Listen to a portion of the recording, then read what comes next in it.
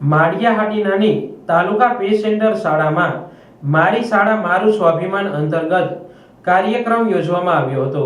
આ તકે ધારાસભ્ય ભગવાનજીભાઈ કરગઠિયા, તાલુકા પંચાયત પ્રમુખ દિલીપ સિસોદિયા, મામલતદાર કે વાડા સહિતના અધિકારીઓ પદાધિકારીઓ ખાસ ઉપસ્થિત રહ્યા હતા। મારી શાળા મારું સ્વાભિમાન અંતર્ગત ઉપસ્થિત આગેવાનો સહિતના શાળાના આચાર્ય, શિક્ષકો તથા વિદ્યાર્થીઓ દ્વારા સર્વ શિક્ષણના સંકલ્પ લીધા હતા।